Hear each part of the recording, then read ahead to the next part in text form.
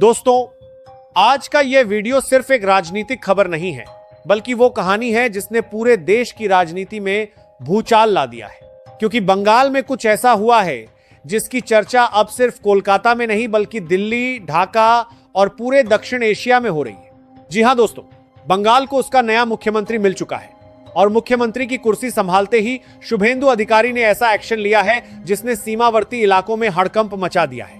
कहा जा रहा है कि शपथ लेने के कुछ घंटों के भीतर ही ऐसी फाइलों पर साइन हुए हैं जिनसे बॉर्डर सुरक्षा एजेंसियां तुरंत एक्टिव मोड में आ गईं।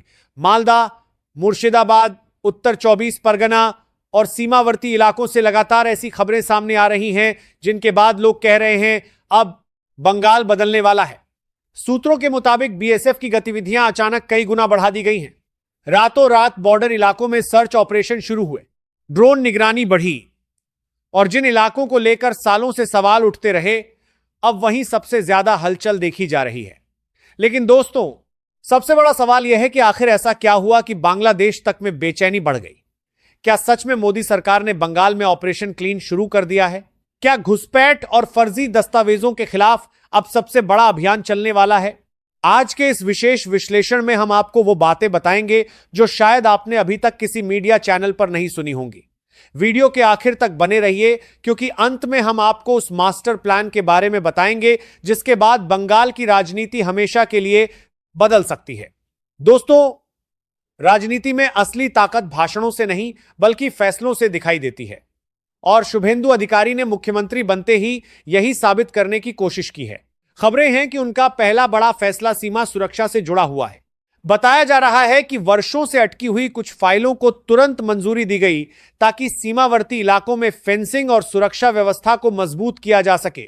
आपको याद होगा, पिछले कई सालों से केंद्र सरकार और बंगाल सरकार के बीच बॉर्डर फेंसिंग को लेकर विवाद चलता रहा था। बीएसएफ का दावा था कि कई इलाकों में जमीन और प्रशासनिक मंजूरी की वजह से सुरक्षा कार्य अधूरे पड़े हैं।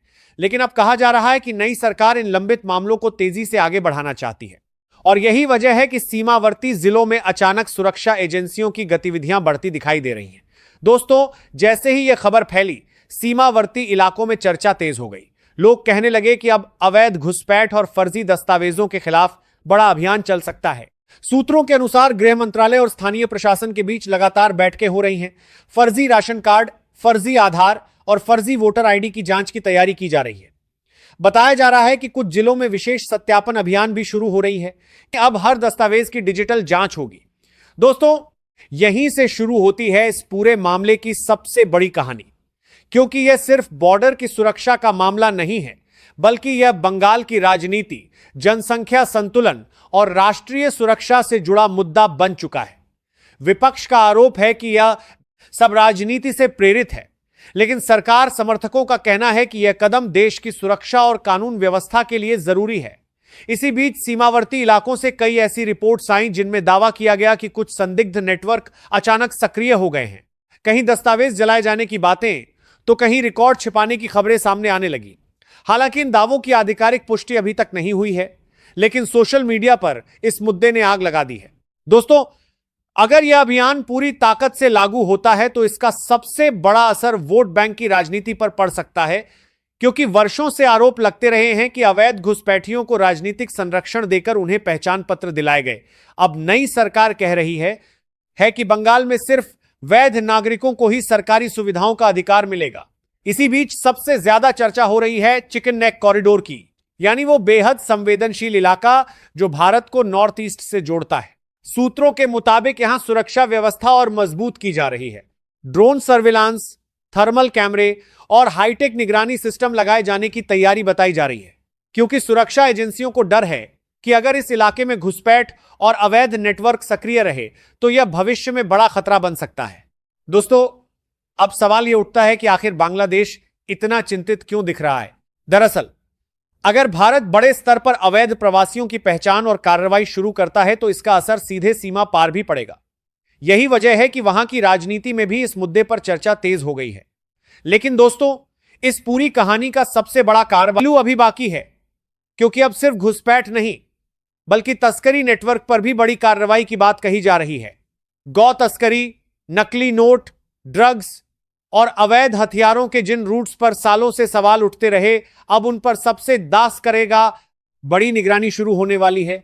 सूत्रों के मुताबिक कई बड़े सिंडिकेट रडार पर हैं और आने वाले दिनों में बड़ी गिरफ्तारियां भी हो सकती हैं।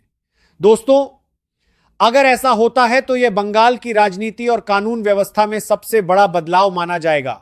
अब देखना यह होगा कि शुभेंदु अधिकारी की यह आक्रामक रणनीति कितनी सफल होती है और क्या सच में बंगाल में एक नया राजनीतिक अध्याय शुरू होने जा रहा है। आपकी क्या राय है?